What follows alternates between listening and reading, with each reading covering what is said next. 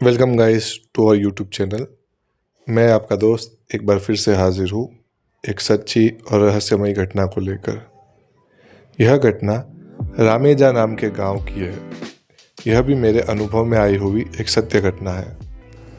तो please channel को like, subscribe और ज़्यादा से ज़्यादा शेयर करिए, वीडियोस को देखिए और अपना फीडबैक में कमेंट्स में दीजिए। तो ये कहानी 1980 के दशक की है। इस गांव में एक वाराही माता जी का मंदिर था। मंदिर के बाहर ही एक बड़ा सा कुआं था और ये जो मंदिर है वो गांव के, जो हम कहते हैं बाहर की साइड, मतलब कि गांव की बाउंड्री बॉर्डर पर पड़ता था।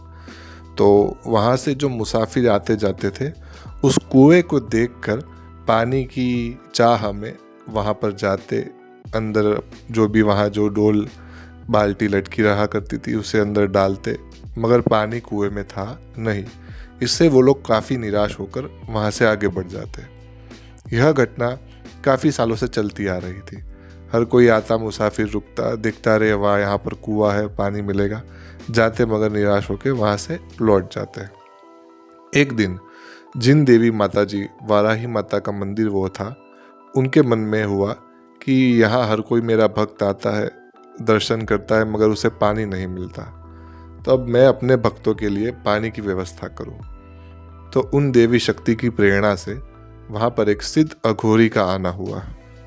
वो अघोरी महाराज का नियम था कि वो किसी भी गांव में एक रात से ज़्यादा नहीं रुकते थे। तो शाम के समय उनका आगमन हुआ इस स्थान पर। उन्होंने देखा कि स्थान एकांत है, गांव के बाहर है और पानी के लिए कुएं की व्यवस्था है। तो उन्होंने यहाँ पड़ाव डालना ठीक समझा। महाराज अंदर आए, हर हर महादेव का उन्होंने नाद किया, देवी का दर्शन किया, जय हो माँ भगवती। दर्शन करके वो नीचे उतरे और कुएं में से जल की व्यवस्था करने का उन्होंने सोचा।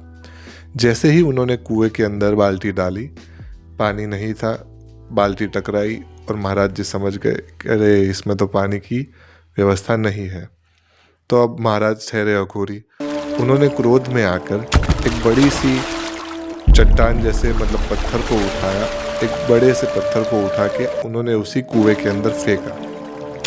और जैसे ही उन्होंने उस कुएं के अंदर वो पत्थर को फेंका, एक धड़ाम से आवाज़ आई और लोग कहते हैं कि वो पत्थर पाताल तक गया था और उस कुएं में से तुरंत ही जल फूट के बाहर आने लगा और कुआं काफ़ी ज़्यादा हद तक भर गया, ऐसे कि आप अपना हाथ डालकर ही बाल्टी से पानी भर के वहाँ से ले सकते थे। महाराज जी तो जैसे उनका नियम था एक रात रुके और दूसरे दिन चले गए।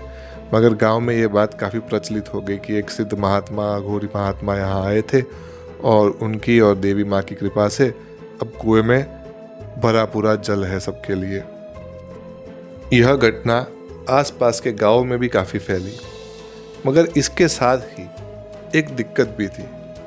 वो ये दिक्कत थी कि इस कुएं में अब जो भी वस्तु, व्यक्ति, जानवर, कुछ भी आप कह लो, जो भी इस कुएं के अंदर आप फेंकते या कूदता, वो फिर उसमें से कभी वापस लौट के बाहर नहीं आता था। उसकी लाश तक वहाँ पर नहीं मिलती थी।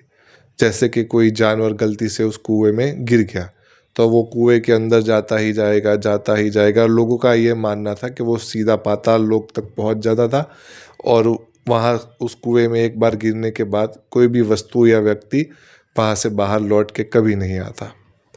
तो इस किस्म से वहाँ पर एक और मान्यता भी प्रचलित हुई और इसी बात को जानकर काफ़ी जो वहाँ पर ऐसी घटनाएं हुई जिनमें लोगों ने अपनी जान वहाँ पर उस कुएं में गुमाई।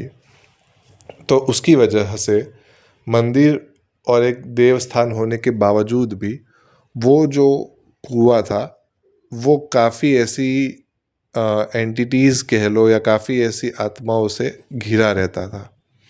वह आत्माएं मुख्यतः उस कुएं के आसपास या फिर उस कुएं की बाउंड्री पर ही बैठी रहती थी और वहाँ से जो गांव के लोग गुजरते उनसे वो बीड़ी की मांग करती। जो गांव देहात में, जैसे शहरों में लोग सिगरेट का इस्तेमाल करते हैं, वैसे मादक सब्सटेंस बीड़ी का वहाँ गाँव में उपयोग होता है। तो बीड़ी के वहाँ वो मांग करती, तो आप जैसे कोई वहाँ से गुजर रहा है तो वो आत्माएं 1 या 2 या 4 जो भी उस समय वहाँ पर स्थिति रहती, तो वो आत्माएं आकर उनसे बीड़ी की मांग करती कि ए बाबा एक बीड़ी दे दे, ए भाई एक बीड़ी पिला दे, ऐसे करके। तो ये भी बात गांव में बहुत चलन में आ गई कि भाई ऐसा यहाँ पे होने लगा है। और उसी गांव में एक ब्राह्मण परिवार रहता था। उनमें जो सबसे छोटा लड़का था वो उसको वहाँ से एक बार गुजरना हुआ। उसके पिताजी जो गांव के गौर थे, उनसे तो काफ़ी बार वहाँ पर ऐसे उनके साथ ये घटनाएं हुई थी। और वो तो बड़े पहले के वैसे भी बड़े बुजुर्ग काफ़ी हिम्मत वाले हुआ करते थे। तो जैसे ही उनसे वो आत्माएं कहती ओ गौर महाराज एक बीड़ी तो दे दो, तो वो तो निकाल के दे देते उन्हें और वहाँ से आगे बढ़ जाते। मगर इन्हीं सब बातों के चक्कर में उन्हीं का छोटा लड़का एक बार वहाँ से गुजर रहा था और पता नहीं उससे क्या गलती हुई, वो तो आज तक किसी को नहीं पता। मगर उनमें से एक आत्मा साथ उसके लग गई उसके शरीर पर। तो जैसे ही वो अपने घर में प्रवेश करता है वो रोना शुरू कर देता है। खाना पीना छोड़ के कोने में बैठ के कोने में वो रोया ही करता है, रोया ही करता है। गौर महाराज शाम को लौटते हैं, उसका लड़के का बड़ा भाई भी आता है, बड़ी बहन आती है, सब लोग, उसकी माताजी उससे पूछती है क्या हुआ बेटा। परिस्थिति ऐसी हो गई कि वो जब से आया था तब से एक कोने में बैठ के रोए ही जा रहा था, रोए ही जा रहा था। फिर उन्हें समझ आई कि यहाँ कोई दिक्कत ज़रूर हुई है। अब गौर महाराज पंडित जी तो थे ही, उन्होंने अपनी विद्या का इस्तेमाल करा और लड़के पर जो भी उतारा होता है वो किया। उसके बाद उसके शरीर पर खेल आया और उस लड़के से पूछा गया बता कौन है इसके शरीर में। फिर वो जो आत्मा थी उसने जवाब दिया कि मैं इसी गांव का राम जी भगत नाम का आदमी हूँ जिसकी उस कुएं में गिरने की वजह से मौत हो गई थी और ये लड़का वहाँ से गुजर रहा था तो मैं इसको चिपक लिया। अब गौर जी महाराज आप तो काफ़ी बार बीड़ी पिला देते हो मगर और कोई मुझे बीड़ी देता नहीं, इससे मैं काफ़ी दुखी हूँ। तो आप मुझे बीड़ी देते हो और कोई देता नहीं, मैं बीड़ी के बिना रह नहीं सकता। मेरी उसी वस्तु में मेरा मन अटका हुआ है, उसकी वजह से ही मेरी आत्मा उसके लिए बार बार तड़पती है। तो महाराज आप मुझे बीड़ी पिला दो, मैं इस लड़के को छोड़ के चला जाऊँगा। तो गौर महाराज ने कहा ऐसे नहीं, वचन देना होगा कि जाएगा और फिर कभी लौट कर नहीं आएगा। तो उसने वचन दिया कि महाराज यदि आप मुझे बीड़ी पिलाते हो तो मैं इस लड़के को छोड़ के जाऊंगा और फिर कभी लौट कर वापस नहीं आऊँगा। तो जैसे ही महाराज ने बीड़ी सुलगा के उसे दी, तुरंत ही वो लड़का बीड़ी के साथ ऐसे भागा, उसके घर से सीधा वो उस कुएं पे जाके रुका है और कुएं से टकराया और उससे वहीं पर उसी टाइम वॉमिट हुई और वॉमिट होते ही वो बेहोश हो गया और उसे फिर वहाँ से घर पे लाया गया। उसका हाथ मुंह धोए गए और फिर उसे जब होश आया तब वो एकदम नॉर्मल था।